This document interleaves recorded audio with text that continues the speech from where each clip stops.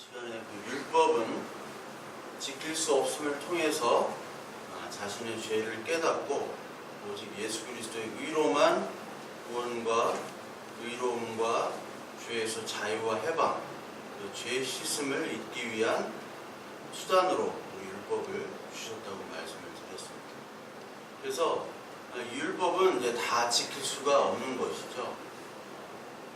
근데 그럼에도 불구하고 율법을 자기 기준으로 거기에 도달하도록 노력하는 이 바리새인과 서기관들, 이 바리새인과 서기관들은 자신들의 율법의 기준을 가지고 선과 악을 나누고요, 성공과 실패를 나누고, 그걸 가지고 이제 평가하고 판단하는 그런 사람들을 바로 외모로 평가하는 자들이라고 얘기하면서, 이런 사람들을 바로 하나님께서 심판하신다. 그래서 하나님께서는 외모로 사람을 취하지 아니하신다라고 로마서 1장 12장 11절에 그렇게 바울을 통해서 말씀을 하셨죠.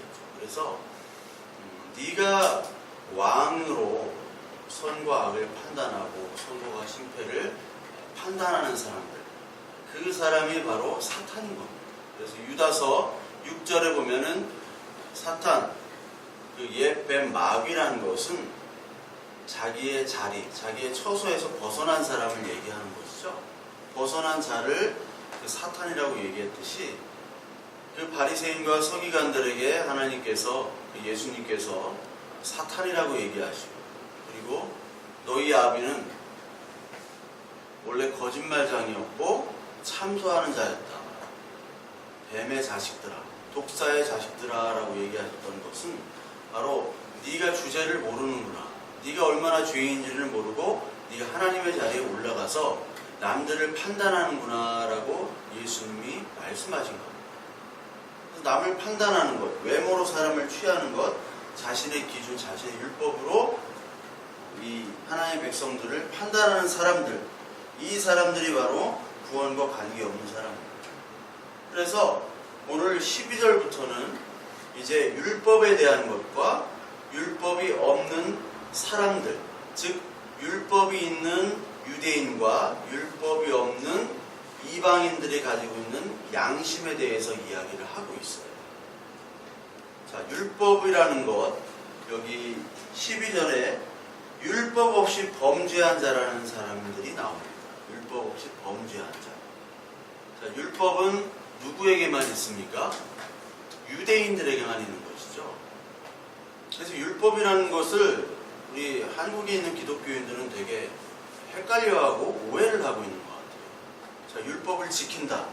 율법을 지킨다는 것은 하나님의 말씀을 지킨다라고 착각하는 사람들이 있어요. 근데 성경에 나오는 율법이라는 것은 우리 한국 사람에게는 율법이 없습니다. 왜? 이방인들이기 때문에. 여기 나오는 율법이라는 것은 구약 율법을 얘기하는 것이죠. 그래서 율법이 없는 범죄한 자는 우리와 같은 이방인들이에요. 여기 12절에 율법 없이 범죄한 자는 또한 율법 없이 망한다라는 표현이 있습니다. 율법이 없는 우리들은 사실 범죄를 한 자들이죠.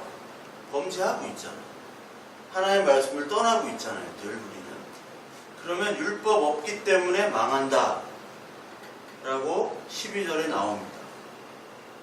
그리고 그 후반부에는 무릇 율법이 있고 범죄한 자가 나오죠. 율법이 있고 범죄한 자는 율법으로 말미암아 심판을 받으리라. 즉 결론적으로 얘기하면 율법이 있든지 없든지 다 심판으로 망한다는 거예요. 결론은 그래요.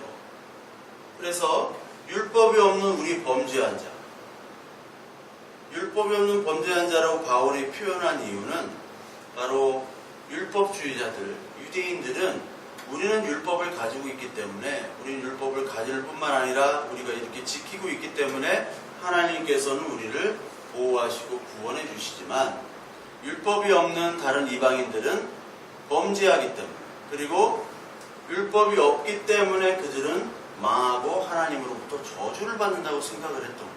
그래서 바울은 지금 율법이 있으나 없으나 똑같은 자다라고 얘기를 하면서 17절부터 우리가 읽었던 유대인과 율법에 대해서 나오죠. 그러니까 우리가 12절에 읽었던 범죄한 자 중에 율법이 있고 범죄한 자는 뭐로 심판을 받는다고 얘기했습니까? 율법으로 심판을 받는다고 그랬죠. 오늘 17절부터 보면은 유대인이라 불리는 내가 율법을 의지하며 하나님을 자랑하며, 그렇죠. 이게 유대인들의 특징이죠. 우리는 율법을 받았으니까 율법의 교훈을 받아 하나님의 뜻을 알고, 그리고 선한 것을 분별하고 맹인의 길을 인도하고 어둠에 있는 자요 빛이요, 그리고 율법에 있는 지식과 진리의 모범을 가진 자로서 어리석은 자의 교사요 어린아이의 선생이라고 스스로 믿으니가 중요해요. 20절에 스스로 믿음, 하나님이 인정해 주신 믿음이 아니라 네가 스스로 그렇게 어리석은 자, 그리고 구원받은 자, 우리는 빛이요 선생이다라고 믿으니까 그것이 잘못이라는 거예요. 그래서 그렇게 믿는 사람들은 어떤 행동을 보이느냐? 네가 도둑질하지 말라고 해놓고 네가 도둑질하고, 간음하지 말라고 해놓고 간음하고, 우상 섬기지 말라고 해놓고 네가 우상을 섬기는 도둑놈들이다.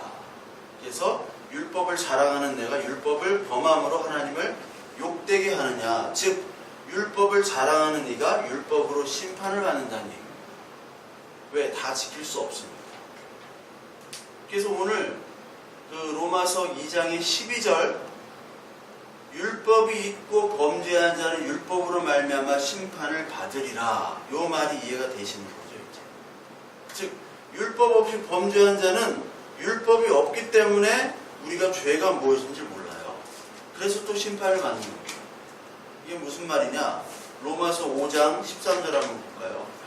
로마서 5장 13절에 보면 죄가 율법이 있기 전에도 세상이 있었으나 율법이 없었을 때에는 죄를 죄로 여기지 아니하였느니라.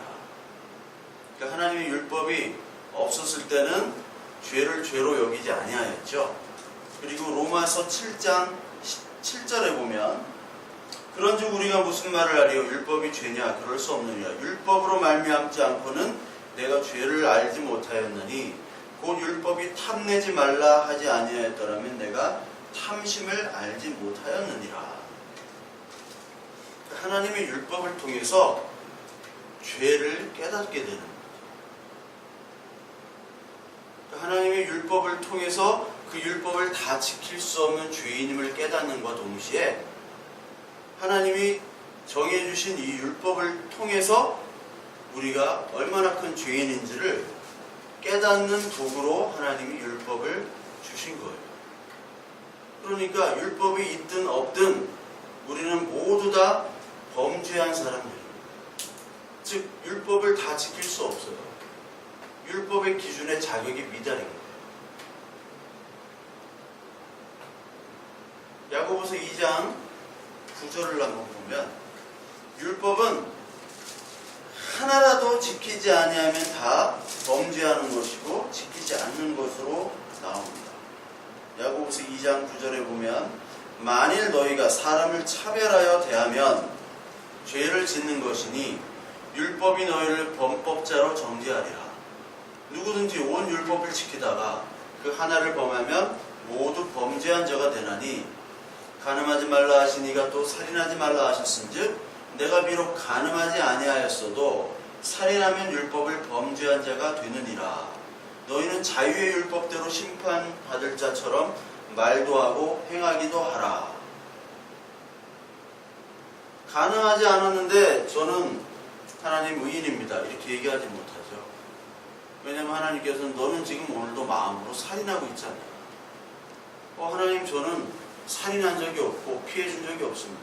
아니다. 너는 마음속으로 다른 사람을 간음하고 살인하였느니라.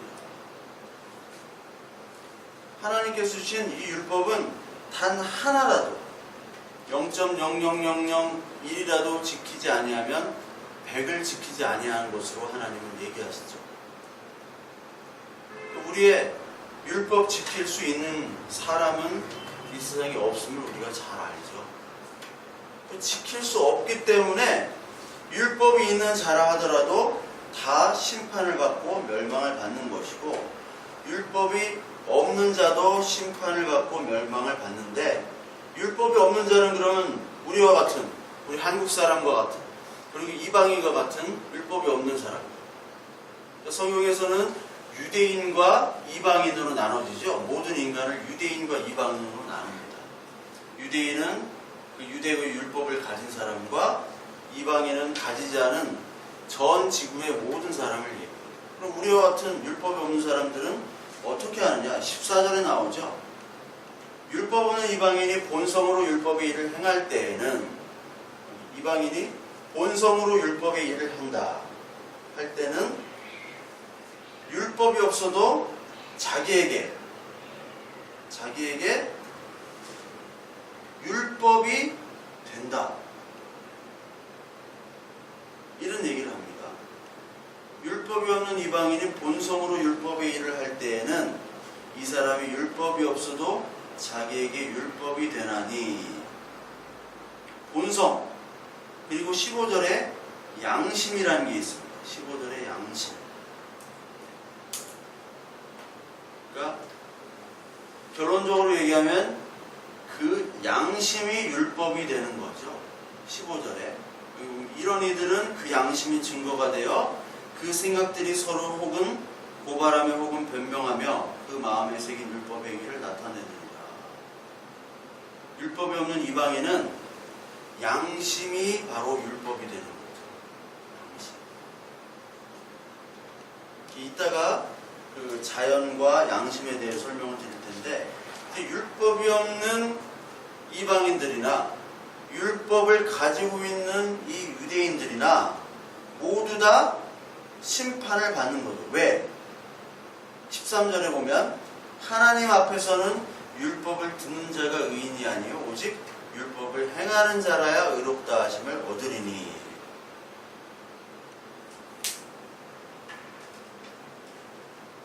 하나님 앞에서는 율법을 행하는 자만 의롭다고 여기십니다. 근데 이거를 이상하게 해석하는 분들도 많고, 바리새인들은 율법을 행하는 자가 의롭다고 하기 때문에 율법을 다 행하려고 노력을 했던 사람들이죠. 근데 성경은 율법을 행하는 자가 있다고 얘기합니까? 없잖아요, 율법을. 그리고 율법을 듣는 자도 없대요. 의로운 자도 없대요. 그러면 3장에 보면 3장 10절 의인 없나니 하나도 없으며 깨닫는 자도 없고 하나님을 찾는 자도 없고. 그렇죠? 그런데 여기서 율법을 행하는 자라야 의롭다 하심을 얻으리니, 이게 말이 안 되잖아요.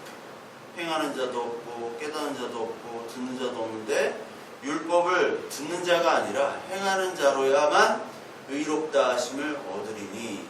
이 말은 율법을 듣고 행하고 할 수 있는 유일한 의인은 예수 그리스도밖에 없다라는 얘기입니다. 그러니까 이 예수 그리스도를 믿는다고 했던 율법의 수호자라는 자부심을 가지고 있는 바리새인들, 이 유대인들, 이 사람들은 어떤 착각을 했냐면, 우리가 율법을 잘 듣고 우리는 열심히 행하는 사람들, 즉 하나님이 우리를 칭찬하시고 하나님이 우리를 의인으로 평가를 하신다라는 착각을 했던 사람이에요. 아, 나는 의롭고 나는 정말 하나님이 오늘도 나를 사랑하십니다. 그래서 다른 사람과 비교를 하게 되죠. 누가복음 18장 9절부터 봅니다. 18장 9절부터 보면 이 바리새인들이 어떻게 생각을 했냐면, 자기를 의롭다고 믿고 다른 사람을 멸시하는 자들에게 이 비유로 말씀하시되, 이 바리새인들의 특징입니다. 자기를 의롭다고 믿는 거예요. 어떤 사람들 보면 정말 얼굴이 아닌데 자기가 정말 예쁘다고 생각하는 사람이 있어요. 아, 정말 얼굴이 못생겼는데 막 거울을 보면 나는 왜 이렇게 잘생겼지 하는 인간들이 있어요. 그런 인간들이 바로 바리새인들이에요. 자기를 의롭다고 믿고 다른 사람을 멸시하는 사람들에게 예수님이 얘기를 하죠. 두 사람이 기도하러 성전에 올라가니 하나는 바리새인이요 하나는 세리라. 바리새인은 서서 따로 기도하여 이르되 하나님이여 나는 사람들같이 다른 사람같이 곧 토색, 불의, 간음을 하는 자들과 같지 아니하고 이 세리와도 같지 아니함을 감사하나이다. 나는 일해에 2번씩 금식하고 또 소득의 11조를 드리나이다 하고 세리는 멀리 서서 감히 눈을 들어 쳐다보지 못하고 다만 가슴을 치며 이르되 하나님이여 불쌍히 여기소서 나는 죄인이로소이다 하였느니라. 바리새인들은 나는 이런 사람들 죄인들과 같지 아니하고 이렇게 금식하고 소득의 11조를 드리고 나는 이렇게 의롭습니다 라고 얘기하는데 세리들은 나는 죄인입니다. 불쌍히 여기소서. 반대죠. 그러니까 하나님은 뭐를 원하세요? 세리의 기도를 원하시는 거죠. 나는 죄인입니다. 여기 나오잖아요. 로마서 3장 20절에 율법의 행위로 그 앞에 의롭다 하심을 얻은 육체가 없나니 율법으로는 죄를 깨달음이니라. 이 말이 있죠. 율법의 행위로는 의롭다고 얻을 육체가 하나도 없는데 이 바리새인들은 의롭다고 자기 스스로 평가를 하는 거예요. 그러면서 하나님께 칭찬받으려고 하는 자. 근데 율법으로는 죄를 깨달음이라. 율법을 지키지 못하는 이 세리들은 하나님이여 불쌍히 여기소서 나는 죄인이로소이다. 이게 바로 하나님께서 원하시는 상한 심령의 제사인 겁니다. 다윗이 시편 51편에 상한 심령으로 제사를 드리잖아요. 자기가 바세바의 간음 속에서 그거를 나단 선지자가 고발을 할 때 자기의 온 죄악들이 나단 선지자를 통해서 폭로가 될 때 그때 하나님 앞에 무릎 꿇고 나는 죄인입니다. 나는 죽어 마땅한 자입니다. 나는 살인하고 간음하고 나는 십계명 모든 것들을 다 지킨 죄인입니다라고 고백하는 것이 바로 하나님께서 합당한 제사, 하나님께서 원하시는 네 행위인 겁니다. 너의 행위예요, 이것이. 그래, 네가 정말 좋은 행위를 하는구나. 네가 정말 좋은 마음을 가지고 내 뜻에 맞게 하나님 앞에 합하구나. 그것이 바로 하나님의 합한 자예요. 그래서 마태복음 7장 21절에도 아버지의 뜻대로 행하는 자야만이 천국에 들어간다라고 얘기하죠. 아버지의 뜻대로 행하는 자. 아버지의 뜻이 뭐예요? 내 말을 잘 듣고 내 말대로 행하는 자. 여기 나오는 대로 율법을 잘 듣고 율법을 행하는 자를 하나님께서는 원하시고 그런 자가 천국에 들어간다고 얘기하십니다. 근데 율법을 지키고 행하는 자는 없잖아요. 즉 율법을 행하고 지킨다는 것은 누구의 말을 듣는다는 거죠. 누구의 말을 듣고 행한다는 것은 그 말의 의미를 깨닫는 겁니다. 하나님은 이거를 다 지킬 수 없기 때문에 주신 거예요. 이거를 다 지키라고 주신 게 아니잖아요. 그거는 더 이상 설명을 안 해도 되죠. 다 지킬 수 없기 때문에 이것을 듣고 행할 때 네가 얼마나 지킬 수 없는 자인지 죄인인지를 보라는 거예요. 그걸로 판단하지 말고 바리새인들처럼 판단하지 말고 잘 들어야 되는 거죠. 하나님의 뜻이 무엇인지. 제가 군대에 있을 때 부산 출신 사투리가 너무 심해요. 사투리가 심한 그 후임 막 밑에 후임하고 이제 밖에 나가가지고 이제 어디 그때 가게를 갔는데 서울이었어요. 겨울이었어요. 캔커피를 집어들었어요. 좀 미지근한 거였어요. 그 아줌마한테 이거 대파주의소 그래가지고 대파주의소 그러니까 여기 파는 안 판다고. 우리는 판 안 판다고. 대파 이런 거 없다고. 대파 달라 말입니다. 대파. 데워달라는 말이었어요. 대파주의소. 또 어떤 애는 야쿠르트죠. 야쿠르트 달라고 막 밤에. 야쿠르트죠. 근데 걔는 약으로 틀어줘. 선풍기를 약으로 틀어줘가 야쿠르트죠. 네. 이게 야쿠르트 주는 거예요.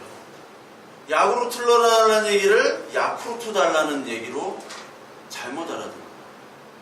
그러니까 하나님의 앞에서 하나님의 뜻이 무엇인지, 무엇을 원하시는지를 잘 들을 때만이 그 행위를 하는 거예요. 그래서 율법을 주신 이유는 죄를 깨달으라고 주신 거예요.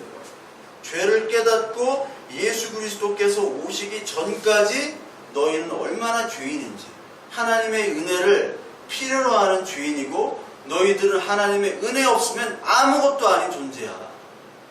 먼지와 같은 존재야. 재활용이 안 되는 쓰레기야. 죄인이야. 똥덩어리야. 라고 깨닫는 것이 바로 율법의 도구고 율법이라는 것을 지키면서 우리가 깨닫는 모습이에요. 그래서 갈라디아서 3장 19절에 보면 그런즉 율법은 무엇이냐? 범법함으로 더하여진 것이라 천사들을 통하여 한 중보자의 손으로 베푸신 것인데 약속하신 자손이 오시기까지 있을 것이라. 율법은 약속하신 자손 예수 그리스도가 오시기 전까지만 있는 겁니다. 갈라디아서 3장 23절에 믿음이 오기 전까지 우리는 율법 아래 매인바되고 계시될 믿음 때까지 갇혔느니라. 지난 설교도 얘기했죠. 율법 안에서 우리는 갇힌 거예요.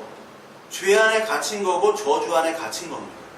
율법만 지키는 사람은 저주예요. 왜? 구원이 없기 때문에. 이같이 율법이 우리를 그리스도께 인도하는 초등교사가 되어 우리로 하여금 믿음으로 말미암아 의롭다함을 얻게 하려 하심이라. 오늘 초등교사가 안 왔어요. 초등교사가 와야지 이게 탁 각인이 되는데 이같이 율법이 우리를 그리스도께로 인도하는 교사예요. 율법은.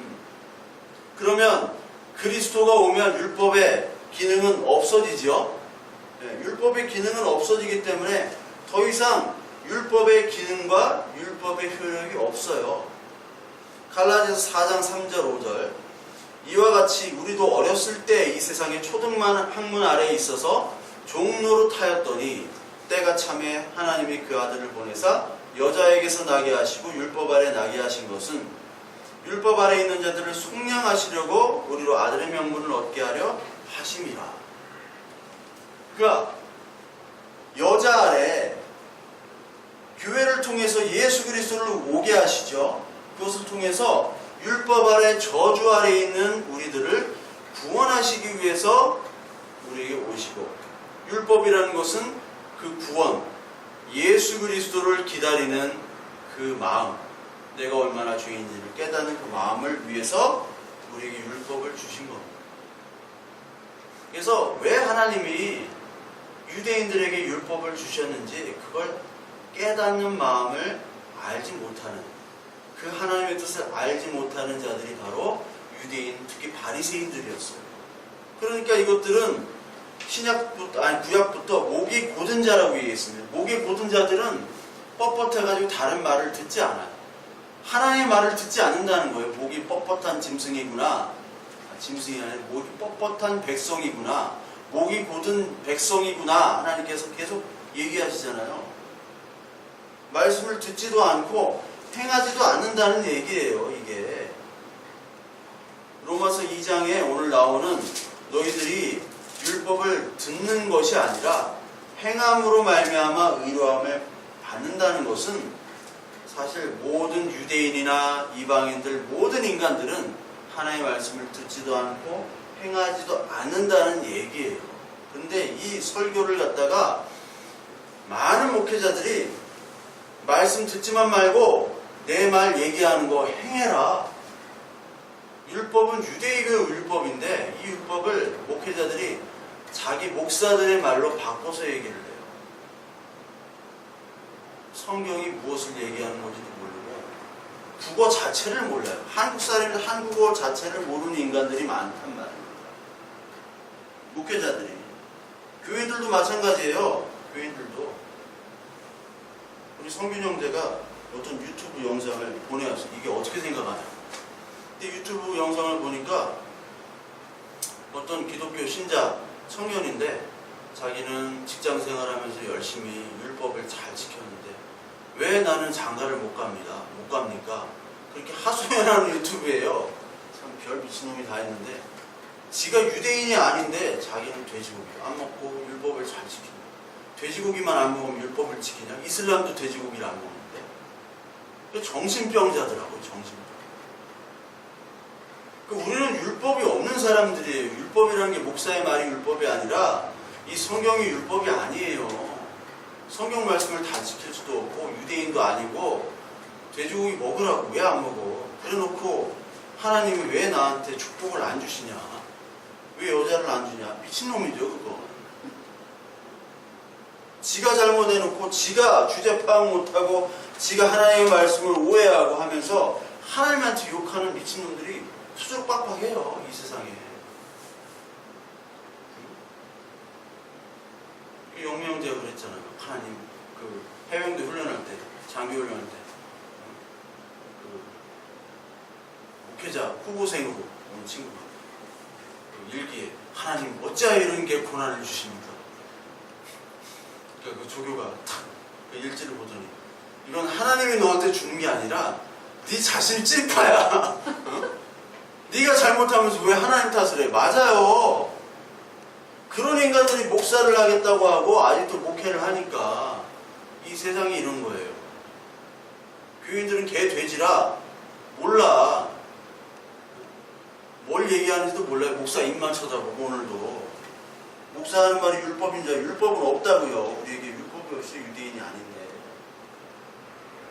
근데 이스라엘에게 왜 율법을 줬느냐? 이스라엘 백성에게 너희가 율법을 지킬 수 없는 대표적인 민족이야.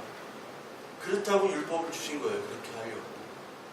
그걸 자랑하는 게 아니라. 그 이스라엘의 역사들을 보면은 죄밖에 없는 거예요. 죄밖에. 구약에 왜 죄가 투성이고 막 별놈의 죄가 다 있잖아요. 이 죄가 왜 이렇게 많으냐? 율법을 지키지 못하는 유대인들, 이스라엘 백성을 대표적으로 보여주는 거예요. 그런데 이스라엘 백성은 하나님이 우리에게 율법을 주셨어. 우리는 선민이야. 택한 백성이야. 우리 구원을 받았어. 율법으로 심판을 받는다고 나오잖아요. 율법 때문에. 너희는 율법을 받았기 때문에 율법을 지키지 못하는 백성이기 때문에 너희는 심판을 받아. 이방인보다 못한 놈이에요. 어떻게 보면. 이방인들은 하나의 율법이 없기 때문에 그냥 양심으로 가리기도 하고 이렇게 하는데 율법 대번 드러나잖아요. 율법을 자랑할 일이 아닌데 율법 때문에 심판받는데 율법을 자랑하는 사람이 얼마나 멍청한 거예요. 머리가 안 돌아가는 거죠. 자랑할 일이 아니고. 그러니까 똑같아요. 지금도. 지금의 어떤 율법들은 돈 자랑하는 거죠. 돈이 율법입니다. 교회에서. 나는 강남의 부자 대형교회 다녀요. 이런 사람들은 심판인 거예요. 나는 모태신앙 세례교인 난 4대째 뭐 섬겨요. 심판 받을 사람이에요. 나는 정통교회 목사. 장자교단. 제가 있었던 삽동, 장로교 합동. 총시는 맨날 목사들 모이면은 오늘도 우리 장자교단을 축복해 주신 하나님께 영광을 장자교단이 돼. 정통이라는 거죠. 자기들. 근데 감리교를 갔더니 감리교 목사들이 장자교단을 얘기해요. 지들이 서로 장자래요. 그러니까 성경에 보면 장자들은 늘 버림을 받았어요. 그렇죠? 장자가 버림을 받았어요. 장자가 살인자로부터 나오잖아요. 가인이 자기 동생 아벨 죽이고요. 응? 장자 누굽니까? 야곱, 이삭. 장자가 누구죠? 갑자기 까먹었네. 아브라함, 이삭. 이삭의 아들 에서도 버림받잖아요. 야곱의 장자 루벤 버림받죠. 근데 서로 장자하겠대요. 성경도 모르고 뭐 다 눈과 귀를 닫고 다녀요. 사람들. 그런 사람들은 하나님 말씀이 뭔지를 모르는 거죠. 심판받는다. 그러니까 유대인 율법을 가진 너희들은 심판이다. 그러면 이방인은 어떠느냐? 14절 아까 나오죠. 이방인은 본성으로 율법을 할 때 이 율법이 없어도 자기의 율법이죠. 여기서 나오는 본성은 피시스라는 말입니다. 자원, 기원, 자연, 본래. 본래적으로 가지고 있는 인간의 모습이죠. 근데 그거를 15절에 양심이라고 해요. 양심. 슈네이데시스란 양심을 씁니다. 그래서 인간은 율법이 있고 유대인들에게는 율법이 있고 저기에게는 양심이 있잖아요. 유대인들에게는 율법이 있습니다. 율법. 근데 이방인, 우리를 비롯한 이방인들, 유대인이 아닌 사람들은 양심법을 따르는 거예요. 양심법.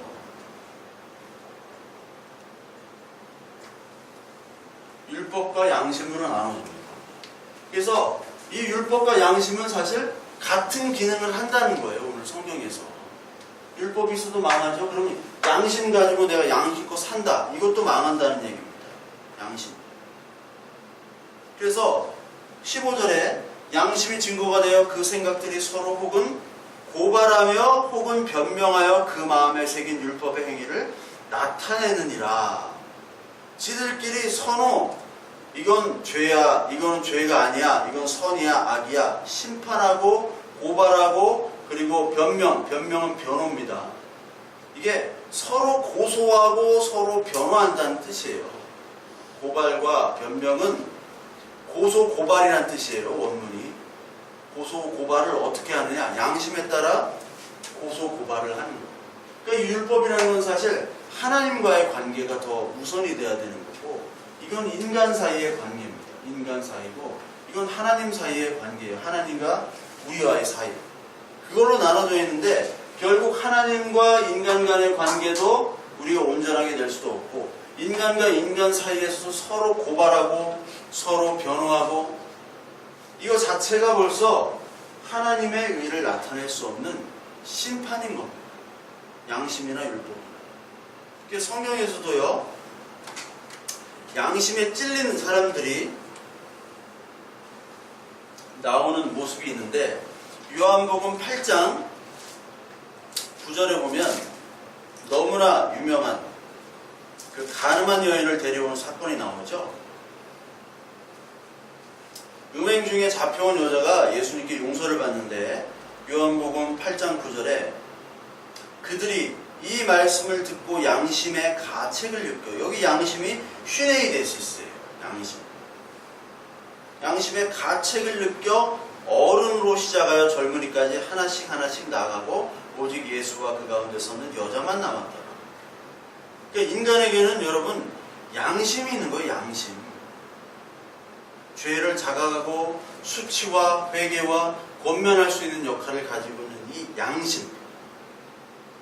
그 양심이 오늘 성경에 나오면서 이 사람들이 예수 그리스도의 말씀을 들으니까 양심에 찔려서 죽여야 될 여자를 안 죽이고 다 가잖아요. 그 양심껏 살아라. 이 양심에 털난 놈아. 그런 것들이 있죠. 당구 칠 때 꼭 다마스를 속이는 인간들이 있어요. 인천 다마는 굉장히 짭니다. 인천 다마에서 나 200쳐 그럼 250이에요. 어떤 놈은 300을 치는데 200이라고 속이는 놈이 있어요. 근데 같은 바다, 짠 바다인데 부산은 물담아예요. 부산 경상도 사람이 하도 이렇게 허세가 많아서 그런지 120인데 막 200 친대요. 150인데 200 치고. 인천 애들이랑 부산 애들이랑 이제 하면은 인천 애들이 항상 이겨. 인천은 속이고 쳐. 부산은 무조건 그냥 같은 짠데, 동네마다 또 고스톱 룰이 다르잖아요. 그래서 저기 5짜리 아시죠? 고스톱 1부터 12월까지 비풍초 똥팔삼 뭐죠? 비풍초 똥팔삼 이거 유명한 겁니다. 비풍초 똥팔삼 초가 난초가 5월이잖아요. 5끝짜리 섰다 하면 이렇게 5 장땡은 아시죠? 장땡 단풍 10 모르세요? 모르셔야 되는데 저한테 이게 5끝짜리는 5월짜리 그 난초 중에 그 10끝짜리가 있어요. 10끝짜리 모르세요? 10끝짜리가 이제 쌍피가 되는 동네가 있고 쌍피가 안 되는 동네가 있어요.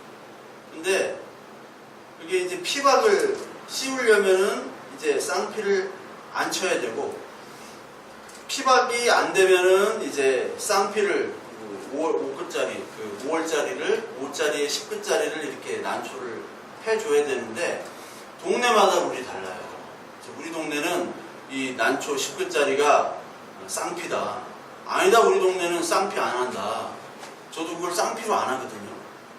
쌍피로 안 하는데 그걸 쌍피로 우기는 인간들이 있어요. 그래서 화투장 없고 막 이렇게 이 양심에 털난 놈아 이렇게 얘기하는 거죠. 그 양심이라는 것은 기준이 다 다른 겁니다. 자기에 따라 기준이 다른 거예요. 양심은.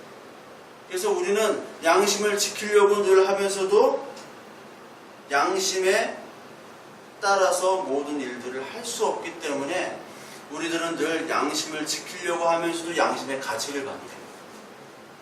그럴 수밖에 없어요. 왜? 가변적이기 때문에. 양심은 늘 바뀌는 거예요.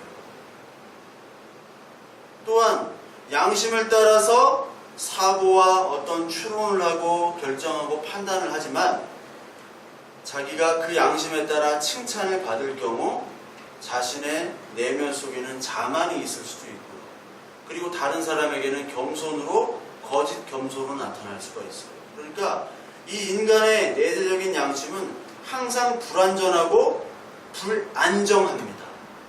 그래서 양심에 따라 행동한다는 것은 하나님의 심판을 받을 수밖에 없어요. 하나님의 보시기에. 헌법에서 우리는 양심의 자유가 있고 양심이라는 것은 헌법으로 보장이 되어 있는 건데 그 양심이라는 기준은 뭐냐면 인간은 이러한 양심을 할 수 있는 이성적인 능력과 판단이 있다. 합리적이고 인간적인 도덕적인 그런 성향을 가질 수 있다라는 전제 하에서 그런 법들을 만드는 거거든요. 근데 양심은 불완전한 거예요. 불완전해. 절대로. 그래서 동양 철학에서도 인의예지라는 게 있죠. 인의예지. 공자, 맹자가 했던 게 다 인의예지예요. 공자의 사상을 하나로 해라 하면 인이잖아요. 인이 이게 사랑이잖아요. 인의, 예지. 사단지심이라는 게 있어요. 사단지심. 인은 뭐죠? 측은지심. 사단지심이 있어요. 의, 수지심.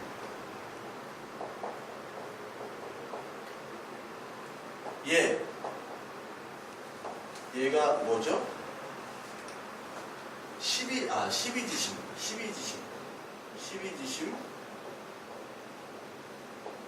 그리고 하나는 뭐죠? 사양지심.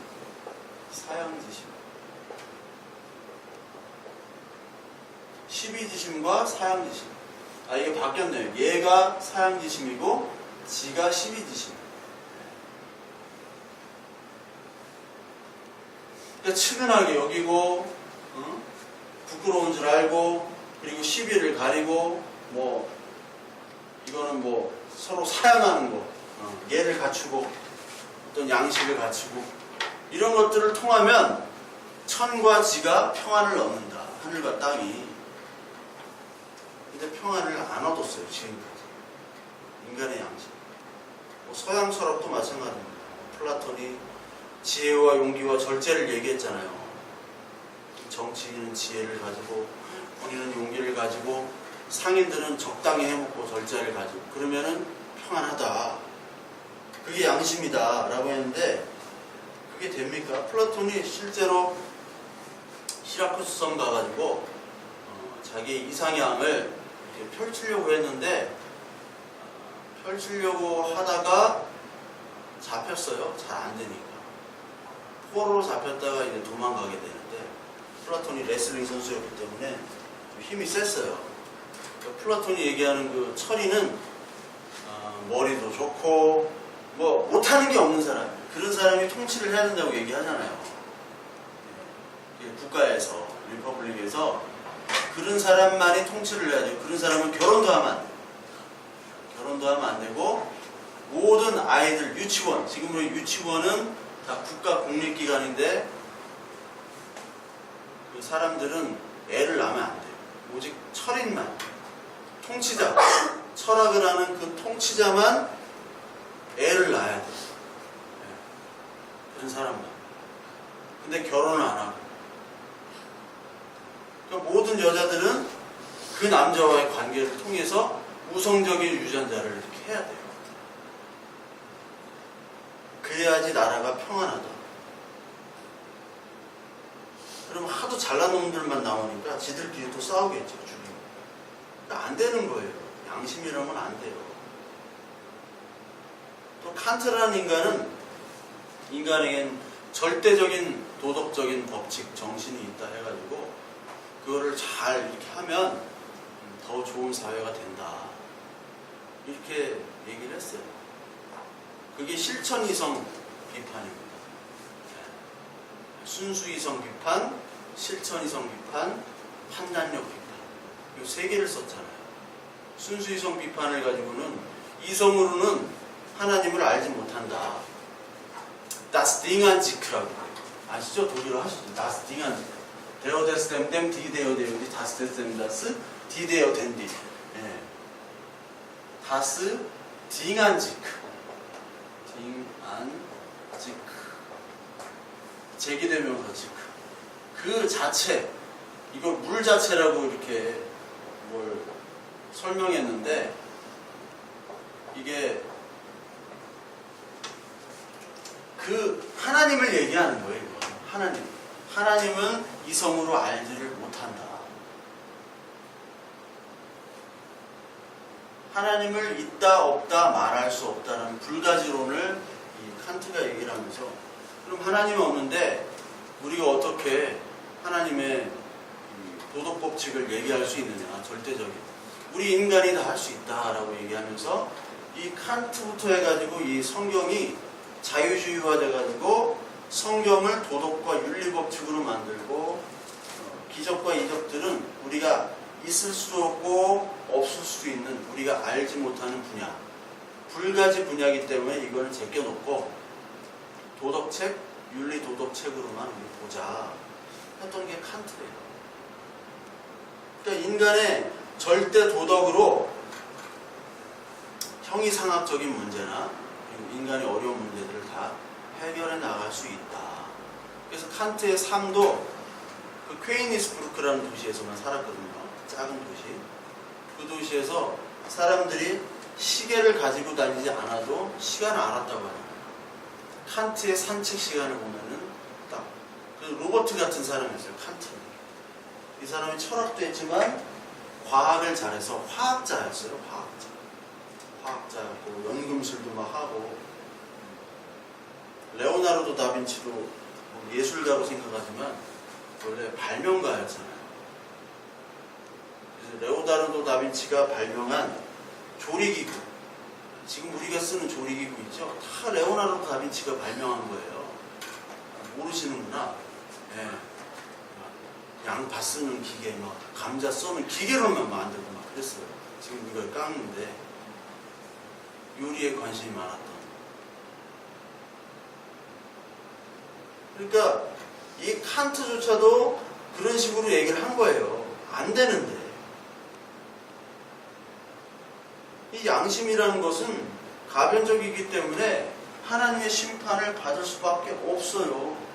16절에 나오잖아요. 곧 나의 복음에 이른 바와 같이 하나님이 예수 그리스도를 말미암아 사람들의 은밀한 것을 심판하시는 그 날이라.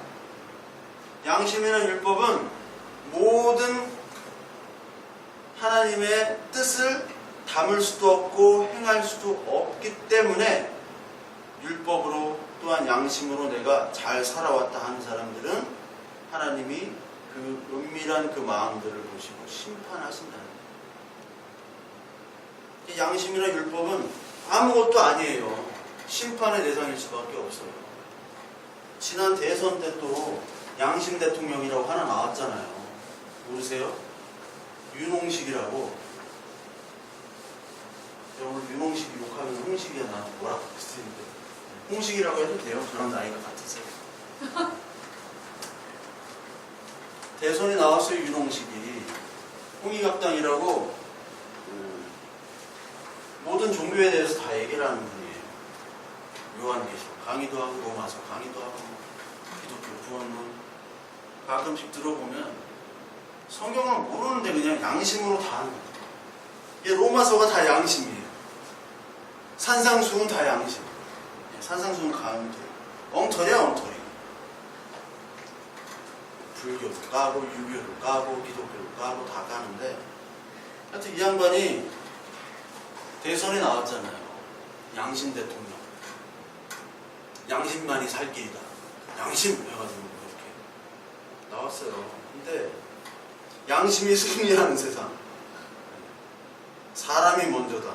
양심이 승리하는 세상. 사람이 먼저다나 양심이 승리하는 세상이랑 똑같잖아요. 사람에서 나오는 것으로 이 사회를 변화시킬 수 있고 보다 나은 사회, 아름다운 사회를 만들 수 있다. 착각이거든요. 착각. 하나님이 주시는 율법, 그리고 이 양심은 인간의 본성이잖아요. 여기 나오는 본성. 이방인의 본성으로 우리에게 주신 거예요. 그 양심. 그러나 그것이 온전할 수 없거든요, 인간이. 근데 그것을 온전한 것으로 인정하는, 그리고 그것을 지키려고 하는 것 자체가 바로 16절에 나오는 심판이라는 얘기입니다. 은밀한 것. 그러니까 자신의 양심을 잘 지키고 율법을 잘 지킨다 하더라도 오늘 아까 읽은 17절부터 23절까지 네가 아무리 그렇게 한다 하더라도 네 마음속에는 간음과 살인과 우상으로 가득하지 않냐. 이게 성경이잖아요. 근데 인간의 학문들은 그걸 인정하지 않는단 말이에요. 칸트나 우리 홍식이나 플라톤이나 아리스토텔레스나 다 이런 인간들은 그거를 인정하지 않아요. 왜? 지가 하나님이니까. 지가 하나님이니까 인정을 안 하는 거예요. 그러니까 자신의 행위와 자신이 이런 선한 일을 했다라고 자랑하는 거죠. 정치인들 보죠. 정치인들이 그런 거고. 민주화 운동을 했다는 사람들은 다, 야, 80년대 우리 데모할 때도 뭐 했어? 이것만 얘기하죠. 80년대. 그 의에 빠져 있는 거예요. 우리가 이렇게 데모했기 때문에 이렇게 우리가 민주화가 된 거야. 근데 또 반대에서는 야, 니네 데모만 했지 뭐 한 게 뭐 있어. 그때 우리가 열심히 공부하고 열심히 연구했기 때문에 니들이 먹고 사는 거야, 지금. 니들 맨날 평등 얘기하는데 열심히 빈부격차 인정하면서 열심히 하는 놈이 있기 때문에 낙수 효과로 밑에서 받아 먹어서 지금 우리나라가 이렇게 사는 거야. 60년대 평등했어 봐. 지금 큰일 났어, 우리나라. 그 이론으로 맞붙는 거거든요, 서로. 저도 어제 뭐 심야 토론도 보고 뭐 하는데, 뭐 그냥 다 평행선이야, 그냥. 이 가치관이 다르니까요, 얘기가 통하지가 않아요. 저도 다른 목사님들이랑 얘기하면 말을 안 해요, 그냥. 내가 얘기하는 걸 못 알아들어. 뭐 만나는 목사님들도 없지만, 얘기를 안 해요, 그냥. 내가 듣지도 않지만, 얘기도 안 하고, 얘기가 통하는 분이 없어. 신학교 다닐 때 얘기가 통하는 분이 하나도 없었는데 지금 룸메이트, 그때는 룸메이트가 어떻게 되는지 모르거든요. 그냥 섞였는데 네오반이래. 기숙사. 갑자기 네오반. 기숙사에서 기타로 메탈리카의 Nothing Else Matter라는 게 있습니다. Nothing Else Matter. 그렇게 연주를 했어요. 그게 어렵진 않아요. 근데 초보자한테는 어려운데 이렇게 띵띵띵 이렇게 하는 거 있는데 스케일은 잘 못하는데 이제 다 외워서 하는 거죠. 근데 Nothing Else Matter 하는데 이 친구가 이거 Nothing Else Matter 아니냐고. 신학생 중에 이만한 믿음을 가진 자가 없도다. 감탄을 했죠. 아니 신학생이 어떻게 메탈리카의 Nothing Else Matter를 알지? 그래서 그 친구랑 그때부터 친해졌어요. 굉장히 아는 것도 많고, 그 친구가 이제 서초동의 S교회 전도사였거든요. 그 유명한 S교회 전도사. S교회 전도사. 그때는 잘 나가는 전도사가 있었는데, 잘 나가는 S대 나오고 하죠. 다니엘 학습법이라고. 네, 다니엘 학습법이라고. 그 형이랑 친했는데, 그 형이 완전히 이상한 사람이 됐다고 막 뭐라고 하더라고요. 돈을 벌더니 이 사람이 완전히 뭐 신앙이 뭐 옛날엔 그렇게까지는 아닌 것 같았는데 뭐 그렇게 얘기를 해요. 그 친구 말로는. 네. 하여튼 그랬던 친구가 있어. 반갑더라고요. 말이 통하는 친구가 있구나. 60년대 락부터 해가지고 90년대 얼터너티브 락까지. 성경은 잘 몰라도 그런 거는 제가 빠삭하거든요. 목사치고 제 앞에서는 음악 얘기를 하면 안 됩니다. 번데기 앞에서 죽는다는. 근데 말할 기회가 없죠. 설교 시간에 메탈리카가 어쩌고 판테라가 뭐 어쩌고저쩌고 하면 혼나죠. 하여튼 양심은 불완전한 거예요. 이게 양심은 심판인 거예요. 심판. 율법이고 양심이고. 양심을 지킨다, 율법을 지킨다, 말도 안 되는 거예요. 그런데 성경에 양심 중에 여러 가지 양심이 또 나와요. 여기는 그냥 양심이 나왔지만 착한 양심, 깨끗한 양심, 선한 양심, 부끄러움이 없는 양심, 그것이 계속 나와요. 디모데후서 1장 5절, 베드로전서 3장 16절 21절, 히브리서 13장 18절, 여기에 선한 양심이라고 나옵니다. 그리고 사도행전 24장 16절에 보면 거리낌 없는 양심이 나와요. 거리낌 없는 양심. 존 웨슬리 같은 사람은 양심은 하나님의 구원의 첫 단추라고 얘기를 해요. 이게 뭐 신인 협동 구원설로도 갈 수 있는데 그 웨슬리 책을 자세히 읽어보면 신인 협동 구원설은 아니에요. 근데 이런 양심을 통해서 아까 요한복음 8장에 나왔던 것처럼 예수님이 가늠한 여인 앞에서 무엇을 땅바닥에 쓰실 때 그 나이 든 사람부터 양심에 찔려서 갔잖아요. 그랬듯이 이 웨슬리는 양심의 구원의 첫 단추로 설명을 해요. 하나님께서 주신 인식 도구기 때문에 양심이. 그래서 계시의 말씀을 따라서 우리가 걸어갈 때 하나님의 성령의 계속적인 영향에 있는 상태를 바로 선한 양심이라고 성경은 사실 얘기를 해요. 그래서 그냥 양심이 있고 선한 양심이 성경에 등장을 하게 됩니다. 그거는 이제 다음 시간에 이제 양심에 대해서 그리고 선한 양심에 대해서 좀 더 자세히 다루도록 하겠습니다. 그래서 오늘은 양심이나 율법이나 다 똑같이 하나님의 심판을 받는 그러면서 16절에 은밀한 것. 그러니까 우리가 율법을 지킨다, 우리가 양심껏 산다, 지킨다라는 것은 하나님 앞에 갔을 때는요, 하나님은 은밀한 것까지 다 보시기 때문에 우리는 그것을 자랑할래야 할 수도 없어요. 이 세상에 나오는 양심과 율법, 이 모든 것들은 하나님 앞에 자랑할 수 없고 하나님 앞에 자랑할 수 있는 인간이 아무도 없음을 오늘도 깨닫고 우리의 양심껏 살아가고 또한 유대인들은 율법대로 살아가는 그 상황 속에서 우리가 얼마나 죄인이고 얼마나 하나님의 의, 그 가입된 의가 필요한지 그 은혜가 필요한지 그 은혜가 없으면 우리는 아무것도 아닌 불에 타 죽을 수밖에 없는 심판의 대상임을 깨닫고 오늘 하루도 정말 감사와 은혜로 하나님 앞에 찬양하며 예배하는 그리고 우리 아둘람교회 모든 성도들 되시기를 간절히 소망합니다.